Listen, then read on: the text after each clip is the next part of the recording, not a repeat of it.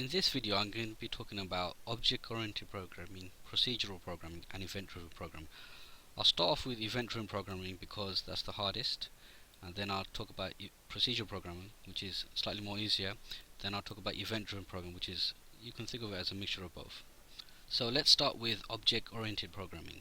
First of all, you've got to understand what an object is. So basically an object is something that's based on a real world or conceptual thing.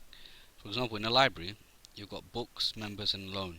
The books and members are based on real world things, so you have real books and real members. But when you loan or borrow a book, that's a conceptual object. The reason why it's conceptual is because it doesn't really exist, it only exists in the computer. Next thing you've got to look at is a class. What is a class? Well, a class is basically, it's an object or a template of an object.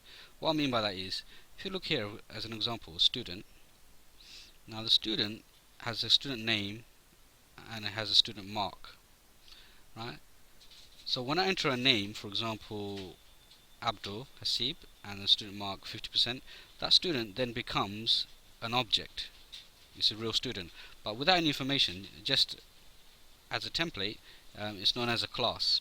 Yeah, so that's what a class is. Now each class has attributes and methods.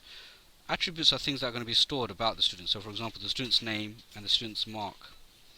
And the thing that you're going to do with information is known as methods. So we're going to set the name of the student, show the marks of the student, and update the marks. These are things that can be done to the information. So they're known as methods. These are things that are stored about the actual student, so they're the attributes. And this is the student. This altogether is the class, but as soon as you start typing in the information and giving it real information, it becomes an object.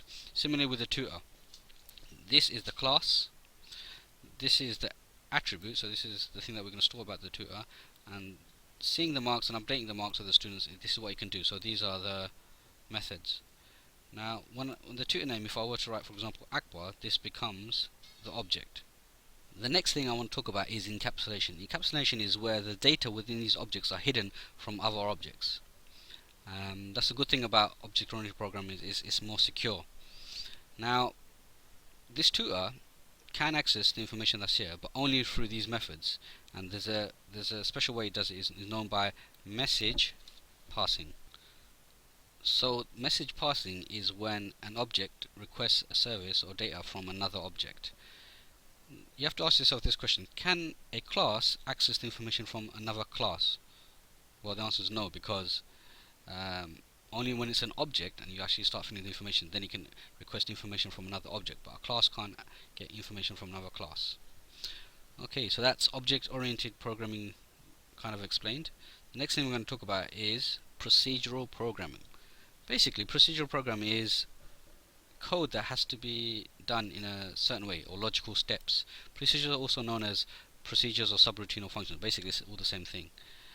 Now, I'll show you an example of this.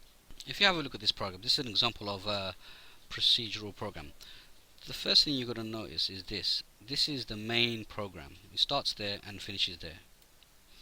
Now, within the main program, you've got to declare the variables. So here I'm using input 1, input 2, and result, which are integers, whole numbers. So you have to declare it at the beginning, at the top here. Then what is the program asks you to do is enter a number. Whatever number you enter, it's going to read it and then put it in as input 1. Then this line is going to ask for another number, and whatever you type in is going to enter it as input 2. Then the result is going to add input 1 to input 2, and the information is going to be displayed by saying the result is, and whatever the result that was stored there is going to be displayed there. And then it's going to ask you press any key to continue. After you press any key, the program is just going to end, and that's it. So this is what it's going to look like. So this is the program. So enter a number, so let's just add 5 plus 6. Answer should be 11, which it is. Then if I press continue, or any key to continue, it just closes. Now if I were to run this program for a second time, for example I want to run it 2 times, one thing I could do is just copy this and then paste it again, like this. You only have to declare it once, so I can declare the declaration, variable declaration. So I could do it like this, but it looks very messy. Instead, what I could do is I can, instead of calling this the main, I can call this subroutine as the word add. Okay, and then take the main out, Control X, Control V. So, and then I can delete this part because I don't need this. So what I've done is basically, instead of calling it, putting it in the main, what I've done is I've created a separate subroutine called it add. So this is what it does, and this ends the subroutine add or procedure. Then to call it, all I do is from the main I write add, and to run it once, and if I do it again, it will do it twice. And you have to add this end sub to end the main subroutine. So if you have a look here, so this is the one procedure, and this is the main procedure, and these are the to call it twice. So let's run it. So enter a number. So let's do 5 plus 5, that's 10. Press any key ticking it, then it just carries on. So let's do 8 plus 8, 16, and it closes. So that's how you run a procedure twice, by calling it twice. Okay, so the thing you've got to remember about procedural programming is once you've written the procedure can be run for the main program or from other procedures. If you need the task to be repeated several times, you can just create a procedure and then just call it as many times as required, like I did in the last example. The difference between this and object oriented is the data in the program is shared and it's not encapsulated like in object oriented programming. And the reason why you'd use procedural programming is for basically fairly straightforward programs that don't involve interaction with different subsystems. Finally, the last thing I'm going to look at is event-driven programming. Now, the difference between this and procedural programming is that this program responds to user input. The user input can be things like a mouse click, choosing a menu option, or even like time passing. Now, if you look at the previous example of procedural programming, the code has to be done in order. Yeah, so even when you run the procedure from the main, what it does it in order. So it does this once, then it goes back to the top, and it does it again. With event-driven programming, the structure doesn't matter. The code is only run after events. What do I mean by event? Well, I'll show you this example. So this is the calculator example. So this is a text box 1, text box 2, text box 3. So the code, and this is a button. So the code for all this is here. So in the event-driven program, when I click on this button, it should run this code.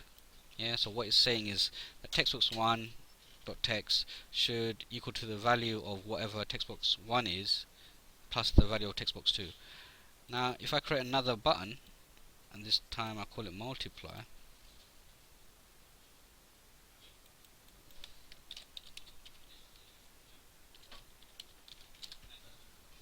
right, if I double click this, when I click it in real life, that's the event. So when I click it, it should run this program. Now so the code I want it to run is this: the value of text box 1 times